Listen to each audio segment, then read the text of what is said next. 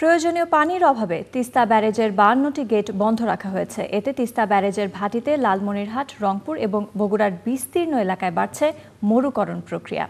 মেহেদী হাসান সবুজে তোলা ছবিতে নীলফামারীর প্রতিনিধি আনোয়ারুল ইসলাম প্রধানকে সঙ্গে নিয়ে রিপোর্ট করছেন সঞ্জয় চাকি। তিস্তা ব্যারেজের 52টি গেট বন্ধ রাখায় ভাটির তিস্তা নদী শুকিয়ে গেছে। অসংখ্য চরে বন্ধ হয়ে গেছে পানির স্বাভাবিক প্রবাহ।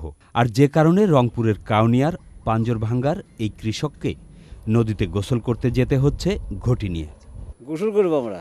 তো হাতে এই ঘটি কেন? ঘটি পানি তুলবো। কেন এমনি গোসল করা যায় না নদীতে? যায়, একটু পানি কম যায়, নদীতে পানি নাই।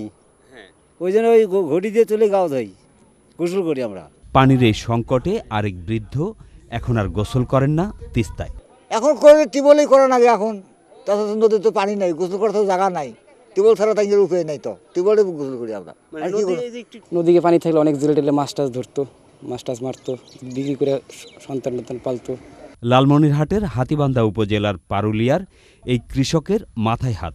তিস্তার পানি না পেয়ে যে শ্যালো ইঞ্জিন বসিয়েছিলেন তাও তুলে নিতে হয়েছে। খেতে পেঁয়াজ লাগিয়ে বিপাকে পড়েছেন সেখানকারই আরেক কৃষক। বাঁকা হয়ে গেছে, পাতান হয়ে গেছে। এটা সিনাপুর হবে এরকম ভুট্টা, তাইলে ভুট্টার হবে সাইজ, তাইলে কৃষকের ফলনটা ভালো। তো এটা কেন হয়েছে? পানির অভাবে আমরা পানি সময় মতন দিয়ে পাইনি। বোর্ডিংয়ে যদি এখানে 30 ফুট নিচেও পানি পাইনি, তাহলে আমরা মানে তিস্তার নদীর পানি তো পানি নাই, সেটা পাইনি। নিজে যে বোর্ডিং করছি, এই বোর্ডিংয়ে তো ভিতরে এখন আর পানি নেই। মেশিন স্টার্টিং করলে কোনো পানি ওঠে না। পানি দেওয়ার না কারণে কিন্তু এই যে এই পেঁয়াজের এই সমস্যা, পেঁয়াজের এই অবস্থা হয়েছে। সারা মরে গেছে, এই কোনো জায়গাতে এই যে এইটুক গেছে। এইটার মূল সমস্যা কি তিস্তার পানি না থাকার কারণে? না, তিস্তার পানি না থাকার কারণে কিন্তু আমাদের এই যে কৃষি এই মানে দুর্ভোগে পড়তে হয়েছে। ব্যারেজ এলাকার পানি দিয়ে প্রথম দিকে সেচ দেয়া হতো 1,20,000 হেক্টর জমিতে। গত কয়েক বছর ধরে দেয়া হয়েছে 63,000 হেক্টরে। এবার 33,000 হেক্টরে লক্ষ্যমাত্রা ঠিক করা হলেও দেয়া হয়েছে 20,000 হেক্টরে। 2013 সালে ড্রাই সিজনে আমরা প্রায় 65,000 হেক্টরের মতো জমিতে সেচ দিতে পেরেছি।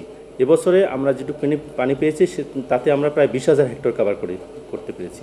পানির অভাবে সেচ এলাকা কমে যাওয়ার তথ্য দিলেও তিস্তার পানি পাওয়া না পাওয়ার তথ্য দিতে পারেন না প্রকল্প এলাকার কর্মকর্তারা। আমার ডান হাতে তিস্তা রেলওয়ে সেতু। এই সেতুর মোট 12টি পিলার। 12টি পিলারের মধ্যে 11টি পিলারই পুরোপুরি এখন পানি শূন্য। একটি পিলারের নিচ দিয়ে সামান্য একটু পানির রেখা আছে। আর আমার বাম হাতে তিস্তা সড়ক সেতু। এই সেতুর মোট 14 জোড়া পিলার। 14 জোড়া পিলারের মধ্যে 13 জোড়া পিলারের নিচেই কোনো পানি নেই, শুকনো। একটি পিলারের নিচ দিয়ে একটু পানির রেখা আছে, যেটা বলে দিচ্ছে যে এটি একসময় নদী ছিল। তিস্তার বুকের এই অবস্থা দেখার পর আর নতুন করে বলে দেওয়ার কি প্রয়োজন আছে যে তিস্তার পানির ন্যায্য হিস্সা পাওয়া যাচ্ছে কি যাচ্ছে না? সঞ্জয় চাকি, চ্যানেল আই, পাঞ্জরভাঙ্গা, কাউনিয়া, রংপুর।